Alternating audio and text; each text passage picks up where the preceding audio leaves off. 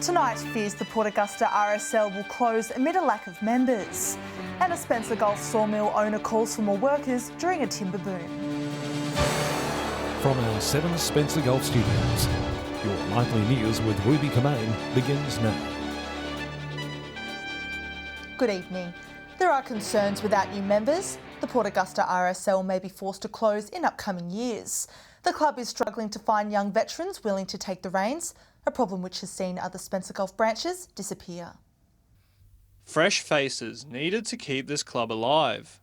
Port Augusta's RSL extending an invitation to all Iraq and Afghanistan veterans to join. Would like the young veterans to come along, keep this open, because our guys at the moment are getting up in age and they're tired. They want this to remain open. With ageing numbers, the RSL has put in an effort to make the club more inviting to young defence personnel and their families. We would like them to come along, bring their families. We have a good setup with 2 computers for the kids to play on. Saying without new members, years of history may be lost. It was set up by the World War I guys for a place to go, sit down, have a beer, talk about old times. The RSL acts as a supportive community at a time where veterans talking about their feelings is highly encouraged, with the ongoing Royal Commission looking into the increased rates of veteran suicide. And help us to identify the systemic issues which are contributing to the current rates of suicide among serving and ex-serving ADF members. Saying the RSL plays a vital role in the community and cannot be left to close its doors like branches in Hawker and Quorn. It's open to everyone, and as I said before, it's a community club, and we need people, young veterans in particular, to come along and help out. Edward McCarroll, 7 Spencer Gulf News. The Jamestown sawmill has hit another stump in the road as it struggles to keep up with operations due to staff shortages. Job seekers are in luck, with plenty of positions up for grabs to ease pressure off the workforce as the demand for timber grows. It's been a tough 18 months for the Morgan sawmill. Last year, the company's bid to get a timber supplier from Forestry SA was unsuccessful, leaving it to source burnt timber from Kangaroo Island and replant trees in Warabra Forest. The sawmill now has enough timber to last 10 years, but its owner is calling for more workers to fill urgent positions from early as next week. Most of them are unskilled. Some will need training. Some forklift operators, some admin, some HR, some managers. I need a full-time mechanic as well. Also saying he can't keep up with the amount of work he and his staff are doing every day and blames JobSeeker for the lack of uninterested workers. Well, I do 100 hours a week, 7 days a week. I can't do any more. Only getting about 5 hours sleep a night. I got my workers doing an extra 1.25 hours. The member for Frome coming to Luke's aid to see what he can do about the worker shortage. So he's got all these plans about expanding and having another stage, putting another shift on in the afternoon shift, but he can't get it. So what I've been doing is working with the government agencies and also with the job employment agencies and all the Regional Development Australia. Luke says he wants people who are eager to work, and most jobs will be provided with on-site training. Christian Komenos, 7 Spencer Gulf News. Still to come tonight, we focus on education as a top election issue in the lead up to polling day. And a new ticket stand in Port Lincoln, aiming to make life easier for footy games.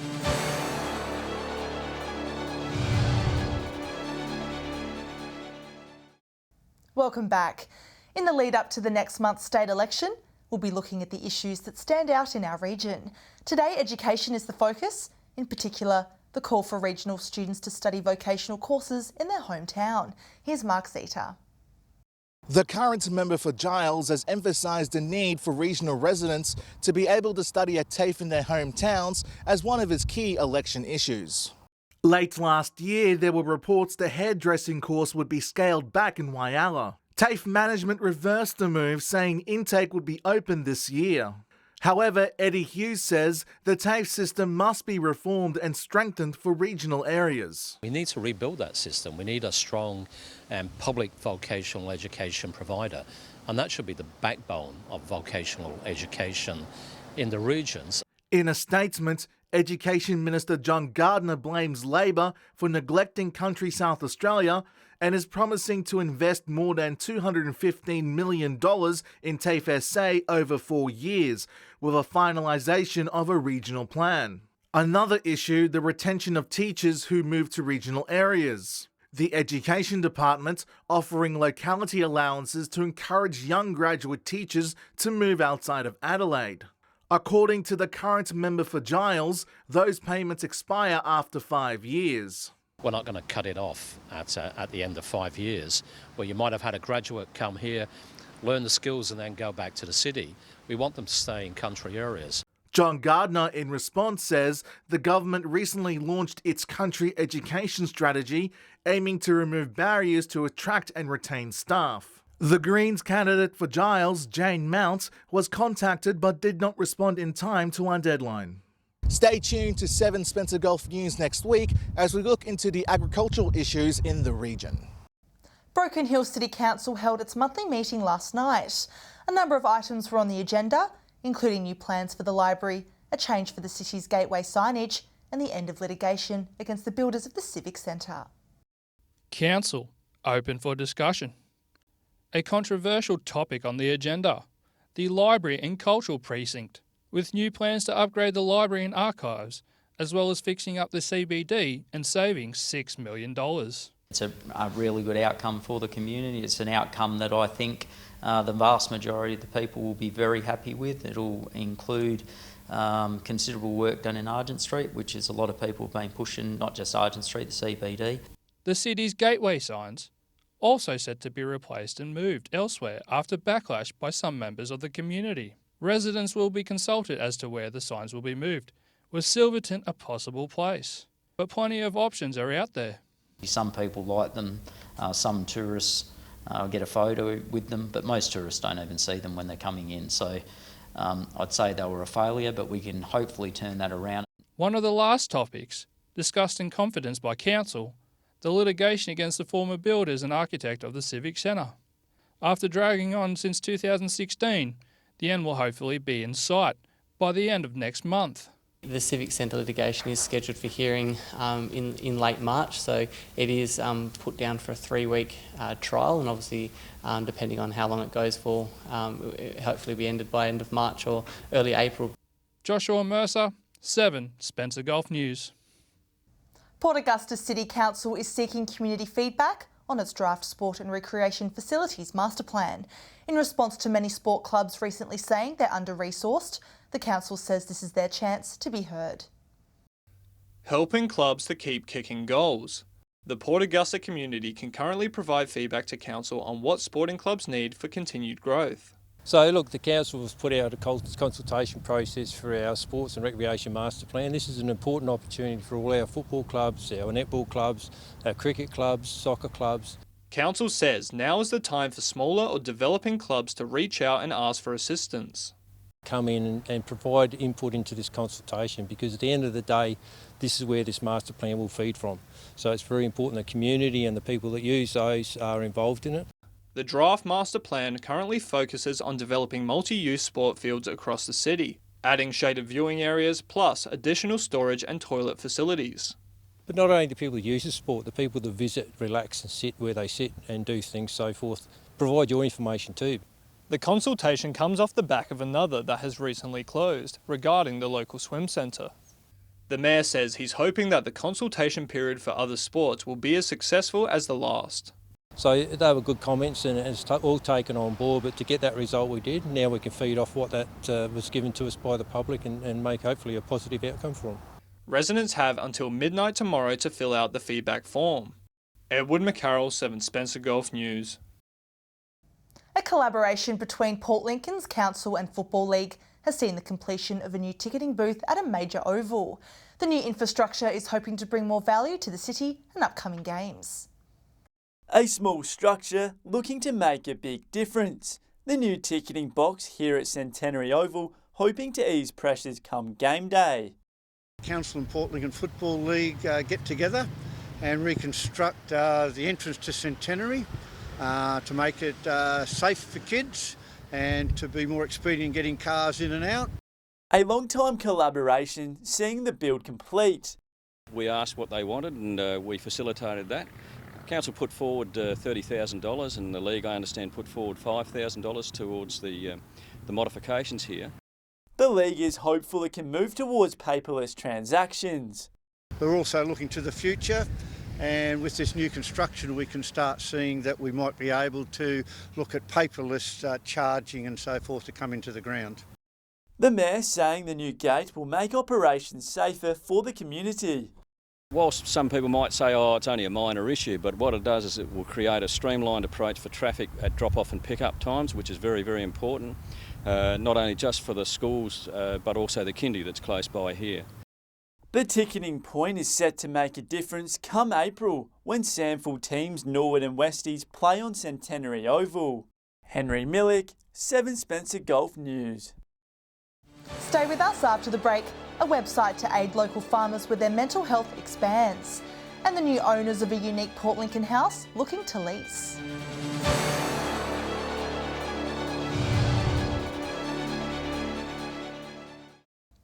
Hello again. An Australian website, launched back in 2018 to help farmers with their mental health, has expanded.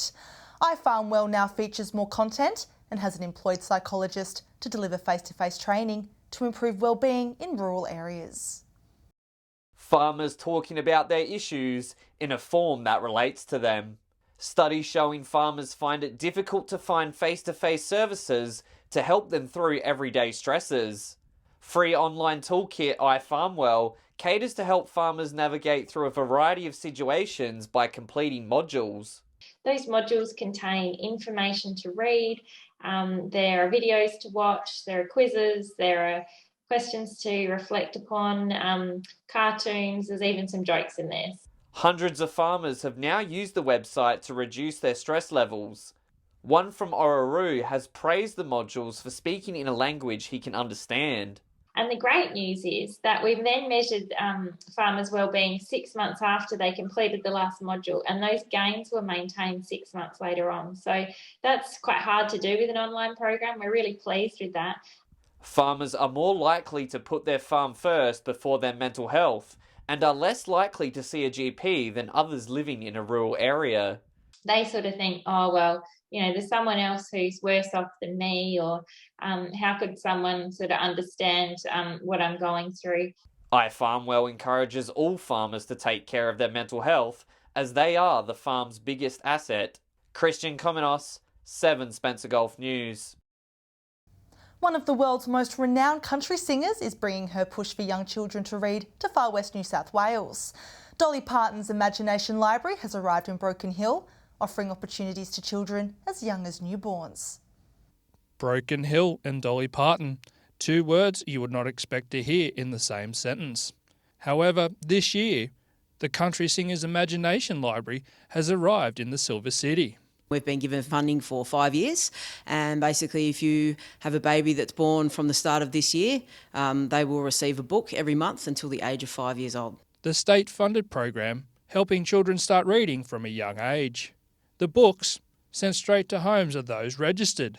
Nurses are asking parents of newborns if they would also like to take part. But there also is a registration process that they can go through themselves, and if they're interested in doing that, then they can come and see us here at the library.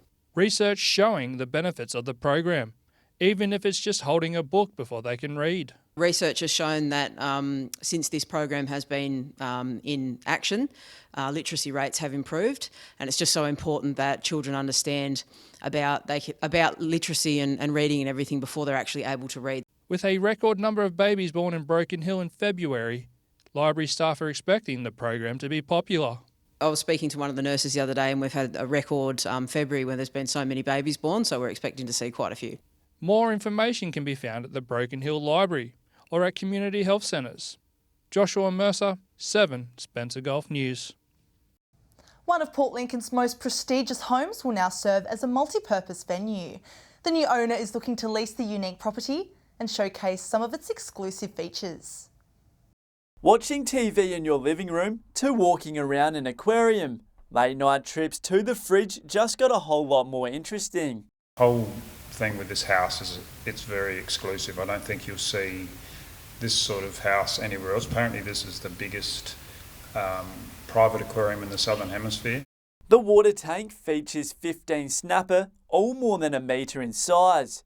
Maintenance not an issue, with a professional diver visiting the aquarium once a week to clean the back of the acrylic. The inclusion of more fish a priority. It hasn't been restocked for quite some time, so we're going to try and put some more, some different fish in there, some harlequin and some nanagai and things like that, and really make that an even better feature than it already is. From being in the depths of the ocean to feeling like you're in a tropical rainforest, this house truly offers all types of environments.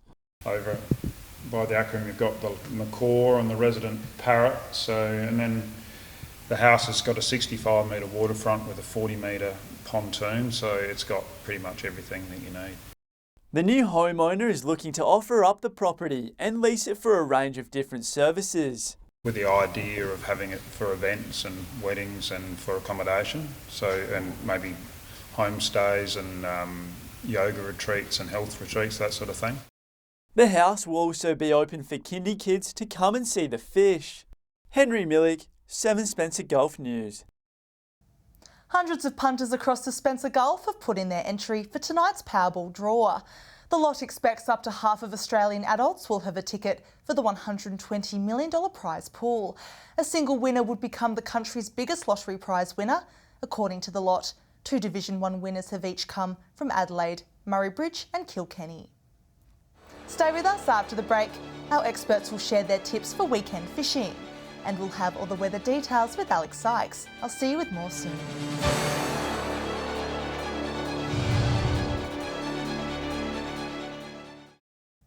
Welcome back. Many parts of the Gulf have had lovely sunny weather this week, so let's hope that sticks around for anyone planning to head out on the boat this weekend. Here are our fishing experts with their tips. G'day and welcome to this week's fishing tips from Port Augusta, Jaw of the North. Well, as always this time of year, it's pretty well much about the crabs. Really good catches of crabs at the moment. Silver whiting, again, you'd always expect that, particularly with these big high winds and that when they're coming up, trying the shallow waters out in the middle banks. And as always, down on the front of the shacks on the high tide. Also up and around the Port Patterson beach on the high tide, there's a few people getting some in there as well. The odd bycatch in there and also getting snapped off is the odd flathead. There are some kingfish still around, up around the top of the Gulf, around the railway area, and also down around the old powerhouse site. That's all we have from the Jaw of the North. Welcome another week around the Gulf fishing tips. It's good to see these weekends coming up quite well. There's a lot of boaties catching quite a few crabs at this particular moment. Some of the areas at Cockle Spit you should be able to find yourself a really good feed of crabs. While we've been talking, the yellowfin whiting over the last few months have been a super bit quiet, but there is an opportunity for you to have a crack at those around the Third Creek patches and also around Second Creek outlet. You should be able to find yourself some of those. And Port Broughton, the crabs are running just about up your anchor rope. So whatever the way you go this weekend, it's going to be crabs and more crabs. See you soon. G'day and welcome to Fishing Tips in Port Lincoln. Here locally there's been a few reports of some small kingfish and also a few bream in the Port Lincoln Marina. Locally as well there's been some nice blue crabs running in our local bays, which is good. Numbers are pretty good and the crabs are crawling well. There's been some nice snook caught trolling in our bay, especially out around Boston Island, in Spalding Cove and also out around Louth. Moving over to Coffin Bay, there's been good reports of garfish within the bay system as well as out around the farm beach grounds. Whiting have been a little bit patchy. And offshore news has been pretty good, with plenty of tuna and also a few nice kingfish caught out around the offshore islands. Well, that's all for tips this week. We'll see you again next week. Time now to take a look at what's happening in the weather as we near the weekend. Here's Alex Sykes.